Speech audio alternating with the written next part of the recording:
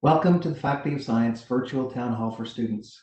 We thought it was important to provide this opportunity to you to ask some general questions about the university, our faculty, our programs, or your studies. This is the second virtual town hall that we hosted. The first one we did was on Tuesday, and it really shows how wildly things can change because most of us were in our offices doing this town hall for first year students, and now everyone's back at home. First, I'd really like to applaud you for doing your best in a not so normal situation. I certainly hope that you're learning a lot from your courses. I know your instructors have been putting a lot of work into the delivery of these courses, and I'd like you just to remember that this is new to all of us. But I assure you that you'll get out of your courses what you put into your courses. And that's true whether the format is remote like it is now or hopefully when we're back to in-person instruction very soon. And please also remember to continue to practice the highest standards of academic integrity. I also want to remind you that if you are experiencing any difficulties with a course, your instructor or your lab instructor is the first point of contact. I assure you these people can help you. You should feel comfortable asking questions of them, whether it's in a tutorial or a synchronous class or even a private email. Most of you, or many of you, have declared a major, I hope. If not, I urge you to do that. If you need help in deciding what courses you need to take for next year, that time is coming soon where you'll be picking your courses. Each of our departments has an academic program officer, and you can find their contacts through the departmental homepage. Lastly, I want to bring your attention to resources that we have at your disposal here at Memorial that have really ramped up over the past year or so from Student Life. So if you Google Student Life Memorial or just type in mun.ca/student, you'll come to a website that will introduce you to a whole host of resources, including a student success link, where you can learn how to be successful as a student, how to get involved on campus or explore careers. You'll also find student support such as accessibility and counseling services. I urge you to go to mun.ca/student and explore the website, see all the services that are offered to you. The important thing is that if you have a question, you need to ask, and that's how you're going to get it answered. If you don't know where to get your question answered, you can just remember ask@mun.ca and they will point you in the right direction. There's also a phone number and a live chat available through that website. I'll now turn it over to the Associate Dean of Science responsible for undergraduate programs, Dr. Carolyn Walsh. Hi, everyone. I'm Shireen Bungay. I'm the Acting Associate Dean of Science, Administration and Undergraduate, and I'm also a faculty member in the Computer Science Department.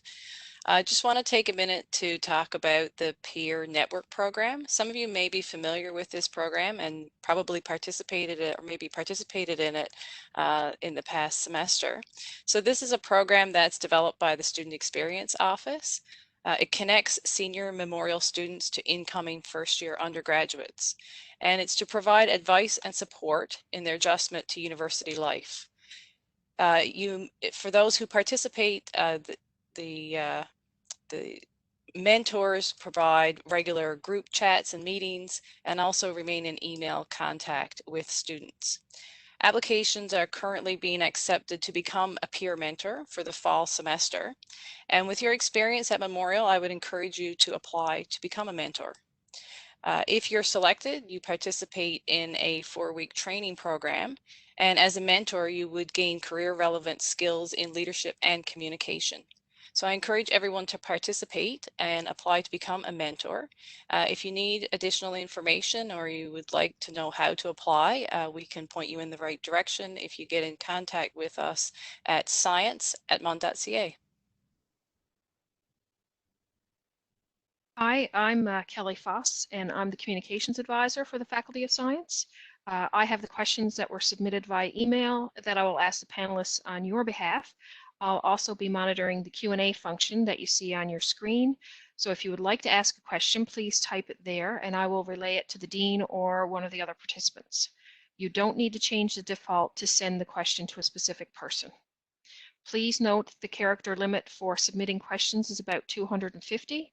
So if a question is submitted that's longer than that, I won't receive it. So please remember to keep them brief.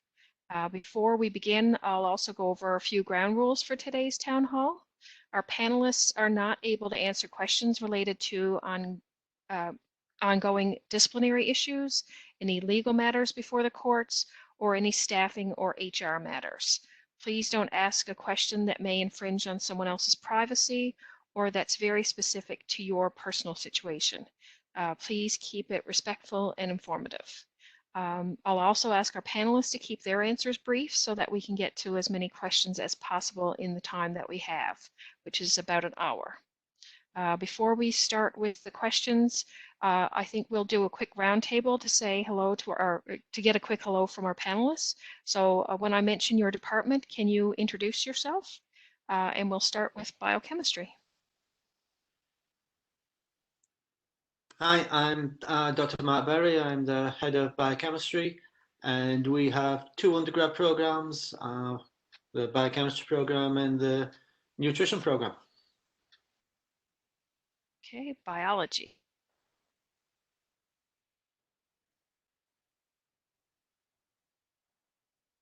Jody, you're muted. Oh, don't hear.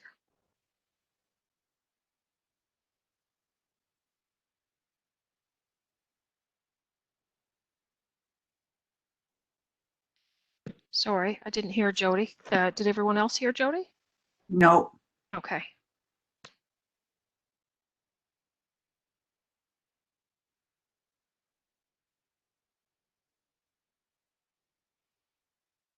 Hi, Jody. No, we're not hearing you. You may want to check next to your mute button to see if the right microphone source is chosen for you.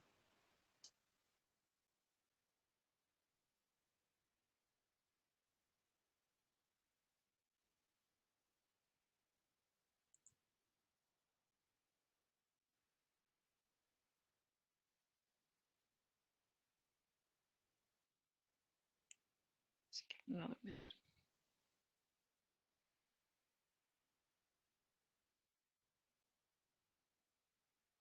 Maybe move on and come back to Jody. Okay, that chemistry. Can you hear me? Excellent. My name is Dr. Michael Katz. I'm an assistant professor in the chemistry department at MUN and the deputy head of undergraduate studies in chemistry. The chemistry program, we have lots of different streams, sort of mainstream chemistry. We have a chemistry program that has got a little bit more biological applications. We do honors projects, majors, and lots of different ways to sort of get to your end goal in the chemistry department. So if there's any questions about the chemistry department that I can help with, feel free to reach out to me.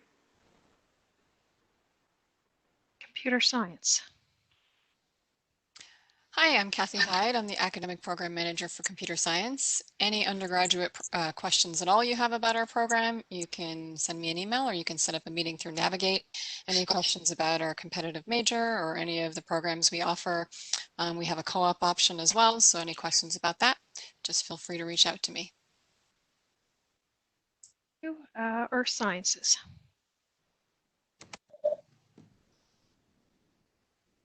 Hello, I'm Dr. Penny Morrill, and I am the Deputy Head of the Department of Earth Sciences, and I'm here to answer your questions too about our program. Thanks. Okay, mathematics and statistics. Hello, my name is Tara Stuckless. I am the Academic Program Officer with Math and Stats. I'm happy to take any questions related to undergraduate programs or courses. Regarding math and stats, if I can't answer your question, I'll know who to refer you to. And please feel free to reach out to me via matthewgrad@mon.ca or through Navigate, and I'll be happy to help. Ocean sciences. Hello, my name is Annie Mercier. I'm the Deputy Head and Undergraduate Officer for the Department of Ocean Sciences.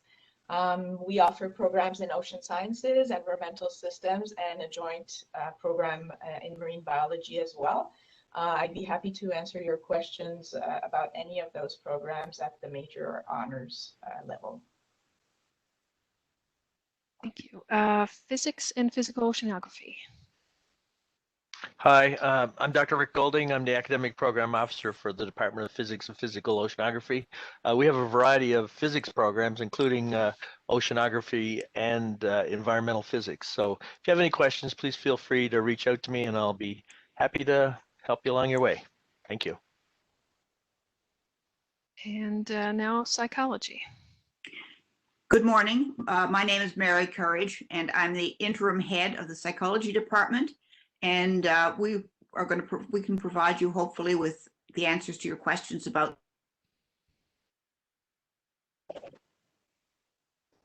our deputy head, who will introduce herself. Hi, I'm Dr. Carolyn Walsh. I'm the deputy head in psychology, and I work really closely with our academic program officer, Tyra Reardon, to do undergraduate advising. And you can find all of our contact information on our psychology department webpage, actually. They'll give you information about our psychology major as well as our behavioral neuroscience major. So any questions at all, you can direct either to myself or to our academic program officer. Thank you. And we'll go back and see if we have sound from Jody. Can you hear me now? Great. My name is Jody Burke. I'm the Academic Program Officer for the Department of Biology. We offer a major in biology as well as a number of optional concentrations, and I'm always happy to chat with students about any questions they have. Great. Thank you, everyone. So we'll start with the questions now. And our first question is for Dr. Fridgen. And this one, I think we're all feeling. I feel very stressed and isolated, and my grades are suffering. What should I do?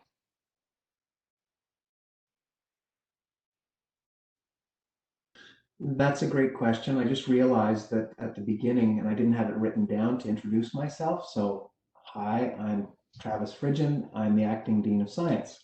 So the answer to that question, I think, depends on whether this is an emergency or not. If it is an emergency, you should contact someone right away. The first point of contact at the university would be campus enforcement and patrol, and they would be able to assist you. If it's a non-emergency, then there's lots of resources, like I said at the opening, at mun.ca/student. So they have academic success workshops that are live, and there's some that are recorded there for you to peruse at your leisure. And these will help you with time management, procrastination, test and performance anxiety, introduction to remote learning, although we've been doing it for a while. I'm sure we could all use a little bit of an upgrade in how to do remote learning. And you could also contact the Student Wellness and Counseling Center to talk to a counselor if you need to. Thank you. The next question is for Dr. Bungay. I don't want to take a full load of courses each semester if they're all online, but I'll fall behind in my program. What can I do? Okay. So certainly taking courses online can be quite different than taking courses on campus or face-to-face. Time management can be challenging. Courses may be structured differently. Course assessments may be done differently. So I think it's important to acknowledge when maybe a full course load is not the best approach. You know, dropping a course doesn't necessarily mean falling behind. Maybe you may be able to take a course in spring, for example, or you know, if dropping a course or more than one course means that your program takes you an extra semester, that may be the best thing to do. So I think that I would encourage you to speak to your academic program officer, you know, to plan your course selection. There may be a particular course or courses that, you know, may be easier to postpone than others and still sort of fit things in. So I think that sort of looking ahead and planning with your academic program officer is the an important thing to do. And if you haven't yet declared your major, then there's also a senior faculty advisor who you could speak with as well.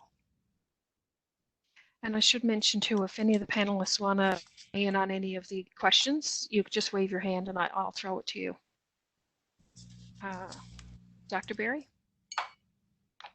Yeah, I would just add to that as well that, you know, even if it does delay your program, realistically, you're probably looking at one semester, worst case, a full year. And yeah, when you're 20, 21, a full year delay may seem like a lot. Believe me, it's not. It's going to make absolutely no difference. It's not going to affect your job prospects. It's not going to affect your ability to go to grad school or anything. And in fact, you can actually spin it to a positive and,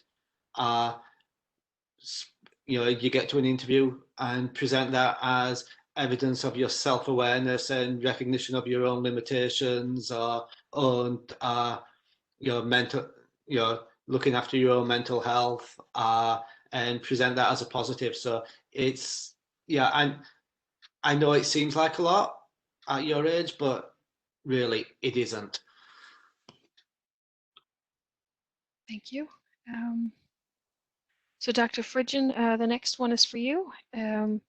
If we don't have a way to meet and connect with new students, how do we get them involved in our student society?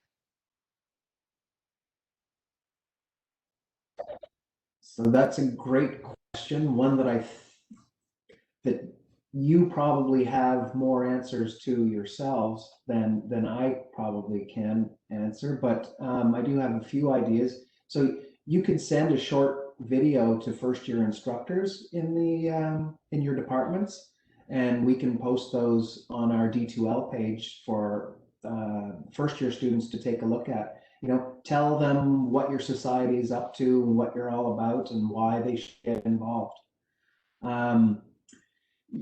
You guys know better than I do about social media, so you could meet students there. I'm not entirely sure how you do that, but you could send a link to your social media platforms. So your Facebook or Instagram, whatever you're using to connect with the rest of your society, you could we could post those links for you on our Brightspace pages.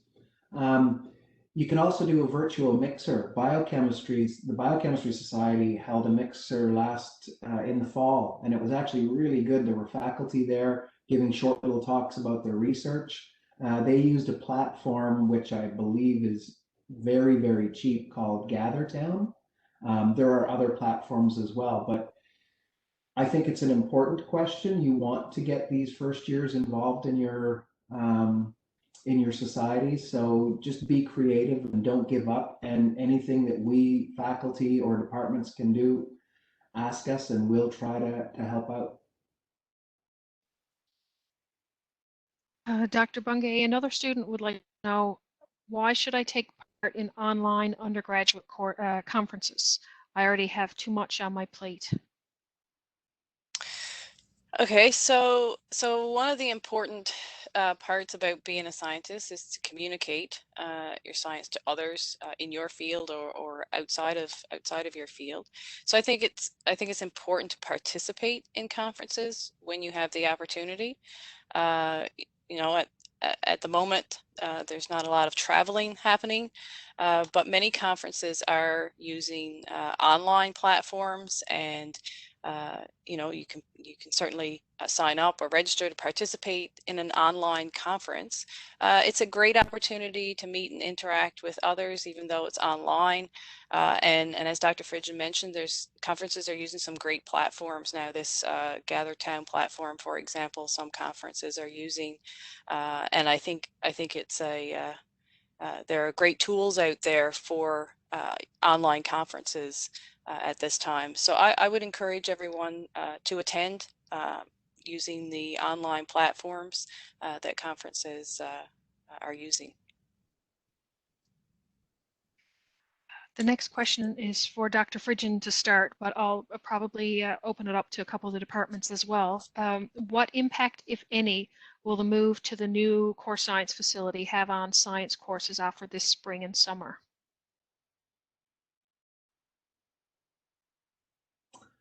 That's a great question. And if anyone's been by the university, you've seen this huge building, the new core science facility that's almost ready for us to move into. And we anticipate that the three departments and other departments within the university are going to be moving in there. So chemistry, biochemistry, and biology will be moving beginning in May, hopefully. I'll just start out by saying that there should be no or very minimal impact on science courses offered in the spring and summer due to moving to the core science facility. But we won't be back to normal. So I don't think those departments are going to be offering labs, or I've had no indication that they'll be offering face-to-face labs. So things will still be going on, but in a primarily remote method. There are some in-person field courses planned by some departments, but there's no science courses that have been planned to take place with in-person instruction. So I might just call on some of the other departments to mention how or if this might affect their courses. Dr. Berry? Yeah, so as Dr. Fridge said, in biochemistry, we traditionally don't have courses over the spring, summer, at least not with respect to our majors. So there's no impact there. The one impact we do have is we made the decision that we will not be offering 499A over the spring, summer. Part of that is because the research labs themselves are going to be shut down, and that would have just way too much impact on your ability to complete an in-person lab related project. We did introduce, and we will be continuing to offer long-term non-lab based options for 499A, 499B, but we decided that we weren't going to offer those this spring, summer as well, simply because we're concerned about how much time faculty will have to provide appropriate levels of supervision when they're busy packing up labs, unpacking labs, getting equipment set back up and recalibrated so that everything's good to go in the fall. So we kind of made the decision that just to be on the safe side, and because normally we only have 1 or 2 students who look to do 499A over the spring, summer, that it was just safest for everybody all around just to say, look, just hold off until the fall. Jody? Biology normally offers 1001 and 1002 in spring or intersession. Unfortunately, we won't be able to offer them this summer, and that's related somewhat to the move. We will be offering one of our remote field courses, though, marine animal acoustics. So we still are able to offer at least one course, but unfortunately, it's not going to be the full suite that we normally would. Yeah, sorry, just Dr. Katz, did you have anything to add on the chemistry side of things? Then I'll go to Dr. Morrill. Chemistry has started discussing this. We don't really see any change in the summer over the course offering. Travis, if I missed anything there, let me know since you're in chemistry. But we don't see any changes over the summer. There might be small lab changes in the fall as we get sort of the kinks sorted out in the new building. So we may, instead of having the usual 10 labs, we might, drop a couple labs just to try to keep the flow in the new building and then figuring out the new space better. But there's no anticipated significant changes to what we will be offering in the summer or the fall based on the new move, at least at this point. Dr. Morrill? The Earth Science Department is not moving into the new core science building, so that should not affect our course offerings. Perfect. And the next question I have two submitted sort of basically around the same thing, so I'll read them both just so we can make sure we cover both parts of it. One was that a student was worried, and this is for everyone basically, a student was worried that they've forgotten all the lab skills that they've learned and wondered, excuse me, if there would be a refresher when everyone was back on campus. And another one submitted again says, you know, can you comment on how missing crucial introductory lab work might affect future work in laboratories? They're a second-year student and they felt like they were lacking the hands-on skills that they'll need for future research and volunteering. So both basically around the same thing, you know, labs. So I can kind of, you know, rotate it around the departments and we'll go alphabetical again, starting with biochemistry. Yeah, so we're not anticipating any problems. This is going to sound horrible, but kind of our default assumption with students is that they've forgotten anyway over the summer. So we tend to, with our 2901, we tend to do the first couple of weeks, you know, a refresher on how to use a pipette, how to make buffers, that sort of thing. So yeah, we're not anticipating any problems whatsoever. We're quite happy that people should be able to jump in there and pretty much get going right away. Thanks. Biology? Our lab instructors have done amazing things. They've all become YouTubers. So they've tried to show in as much detail what the particular lab, whatever lab you were taking, they were trying to show exactly what skills you would have gained. I know it's not the same as having hands-on, but they want to make sure that at least visually you have been able to see what you would be doing. And when we do come back to campus, they will be doing a refresher for the first couple of weeks. No one's going to assume that you should have known how to do all these things, you know, with the gap that we've had from everyone being actually in the lab. So I know it's worrisome, but the department has accounted for that, and you don't need to feel that you're going to be lacking anything in any way. Thanks. Chemistry. I'd like to echo what's been said. Chemistry, if you're in one of the research labs, faculty members will always sort of go in the lab or pair you up with a senior graduate student to show you all the skills that you will need in specific labs. And for undergraduate labs, I think going forward, we will make sure that in the first, you know, week or two, any skills that we felt you should have gotten in first or second year, we will either introduce labs or introduce some time for students to get those skills. Nobody's going to make it through the program without getting the opportunity to gain all the necessary skills so that when you go into the workforce, you will have everything at your disposal that you would have had if there wasn't any remote labs and everything. Well, we're doing our best to make sure that happens. We currently have videos as well, which, as was said, is not the same as the hands-on skills, but you get to see things. And the goal is in the fall or whenever semester we have in-person labs, we will make sure that there is a sort of catching up skill period where we can teach students all the skills that you'd have learned in previous years to make sure that you have everything at your disposal going forward. I'm not sure it would apply to all the others, but computer science? Yeah, it really doesn't apply to us. The students are accessing their labs at home on a computer. It's no different really than being in a physical lab and accessing, so they're not missing any skills from the CS side. Earth sciences? We in the Earth Science Department share your concern about the inability to do hands-on lab work, specifically, well, in many of our labs, but we're really concerned about microscopy and learning how to use a microscope and identifying minerals and so on. And so we have the same approach as the other departments that have spoken so far, is that in the initial labs, when we're back in labs face to face, their instructors understand that you've missed all this in lab time, and so they will have that. They will not expect you to know right away what to do. But we have been talking about the potential of, once we can do face-to-face labs, again, about potentially trying to get a microscope,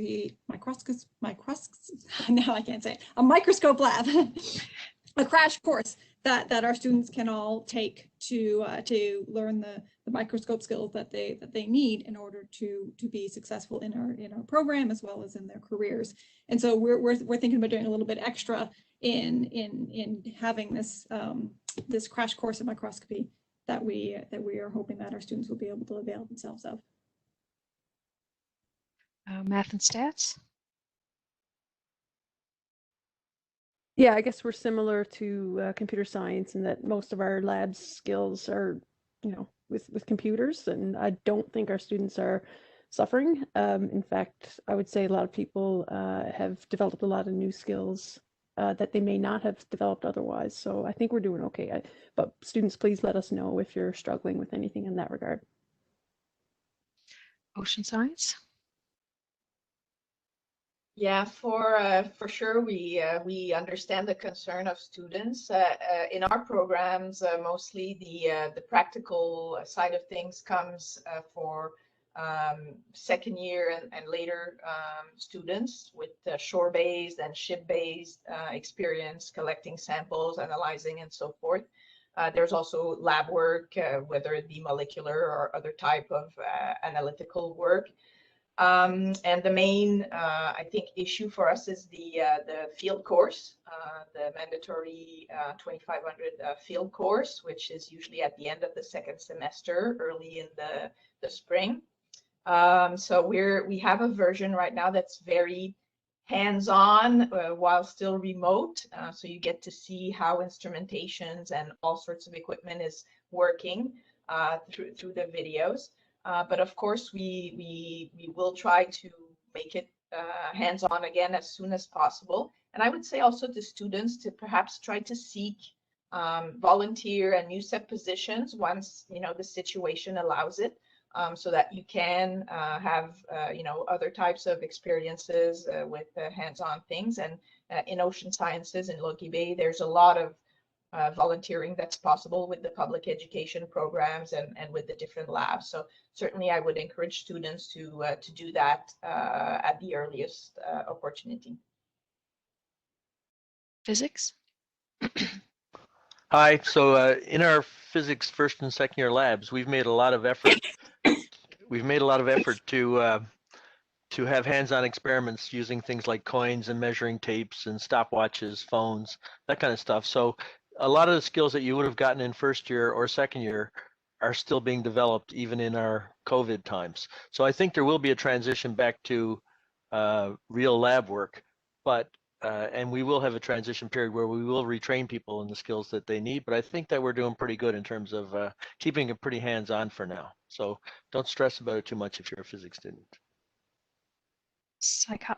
We'll go to psychology and then we'll go back to Dr. Berry. Carolyn, you there? Yep, I'm here. I think for us, it mainly applies for behavioral neuroscience majors who have sort of wet lab techniques that they learn in their second year lab course. And I think our faculty and instructors are going to be well aware of the need to maybe refine some of those techniques that they're learning once they start taking the third year courses. So it's not something that I think students should really worry about for us. Okay, thanks. Dr. Berry? Yeah, one thing I forgot to say, and I'm sure this applies to all the other departments as well. We're also right now assuming that come the fall, there will still need to be a degree of physical distancing.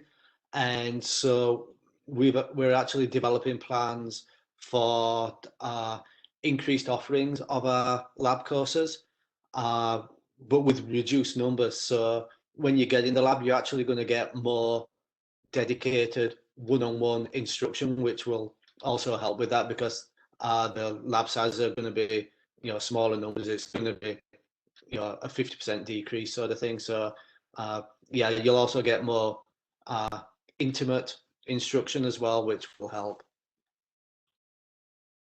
And Barry, this next one is for you as well. A student is wondering about Biochemistry 2901 and if it will be offered in the fall for chemistry majors who are planning to graduate in spring 22.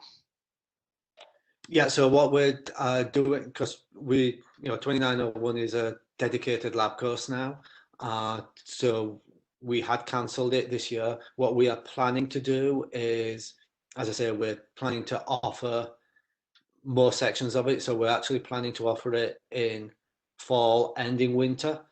We're still working on the details, but we're planning to, I think we're planning to restrict it to those who need it for their degree. So that would be, you know, the biochem students, the nutrition students, and the chemistry students. And a quick back of the envelope calculation is that by doing that, and with a very stringent distancing calculation, we should be able to get everybody through that missed last year and that need it this year to graduate. But we're planning to give preference to those who need it more critically. Thanks. And Dr. Fridgen, the next question I have is about the spring term and the fall terms. I mean, things obviously are changing this week, but this was pre-submitted, so they wondered if spring sessions would be in person or in the fall.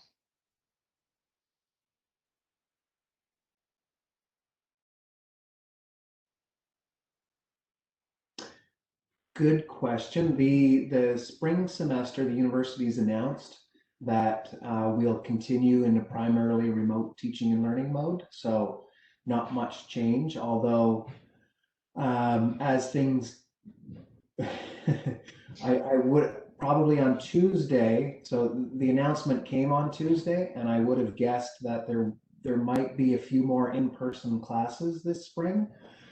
I don't know if that's going to happen now. So the spring is not going to change from the type of instruction that we're seeing now. In the fall, I'm pretty optimistic that things will progress. We're told by our governments that anyone who wants a vaccine will have a vaccine by the end of September. So that probably means that we're not going to be back to the normal that we were at a year ago, with everybody being in class and having 300 students in a 300 seat classroom. So I think there will be a bit of a hybrid. This sort of goes back to the questions before about labs. What we're trying to do is to make sure that students will be able to come into our labs and do those hands-on lab exercises in all of our courses. Lectures, so large lectures, say first year and second year lectures that have, you know, more than 50 or 100 students, probably won't be, they'll probably be, the lectures will be delivered remotely, kind of like they are now. The important thing is that we get the other skills, the hands-on skills to you. I think probably the question is, should you expect to have to come to St. John's in the fall? And my guess would be yes, we would expect students to be here in St. John's in the fall, so that there will be some in-person instruction that you'll need to take part in, even though there will be some remote instruction. I think that's about as thorough as I can be. And of course, things are going to change, hopefully for the better, compared to today. The one thing, the university will continue to monitor the situation, and the decisions that they make will be for the safety of the students, the staff, and the faculty, and the health and well-being of the province. So hopefully, cross our fingers, we'll all be vaccinated before too long, and we'll be able to come back to normal. And continuing in that very theme, another student asked if you think there will be regulations regarding being vaccinated before coming back to in-person instruction. That is, if, you know, vaccinations are available and we're able to get them. I cannot answer that question. That I don't even know if the university, certainly I haven't been involved in any discussions surrounding that. I have heard that some institutions, and I don't even know if they're in Canada, have spoken about that, requiring vaccinations before students come to campus. But yeah, I don't know that that's a topic for discussion at Memorial. That's all the questions I have at the moment, unless any of the students watching want to submit more. Did we want to do another, just if anybody has any other comments that they want to add? If not, Tara? Yeah, just while we have some of our undergraduate students listening, just a heads up that 3 of our spring courses in math and stats will be moved to the intersession term for this upcoming term. So we'll get that information updated on our website as soon as possible so that you can proceed with your course planning.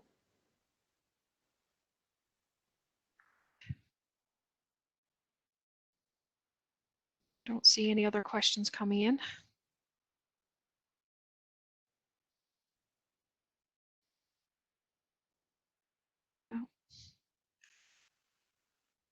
Guess if there's nothing else to add, we can probably wrap it up a bit early.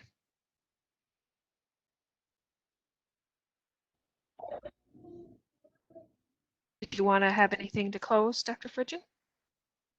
I guess just to say, you know, keep working hard. Do your best in your courses, and like I said before, you'll get a lot out of these courses. You'll be prepared for next year. Stay safe. And with that, just one of the things that Rick had said earlier about the students being in the physics labs doing, you know, actually doing physics. I was out walking the other day and I noticed some of your students, I think, Rick, they were trying to see what happens with gravity, or sorry, with friction going at higher speeds and then around corners in their cars. I hope that's not part of your lab program. Okay, good. All right, well. Physics is everywhere, Travis. It's true. Science is everywhere. Oh, well, thanks to the students for watching, and thanks to our panelists for participating. And these videos will be processed and posted to our YouTube channel in the next, few days, maybe early next week for this one, depending on how soon I get it back. And I'll promote it on our social media channels and in the departmental society pages. So if you have it, if you want to look for it there, or if you know of anybody who might want to watch it, you can just let them know about that. So thanks again, everyone, and stay safe. Thanks, everyone.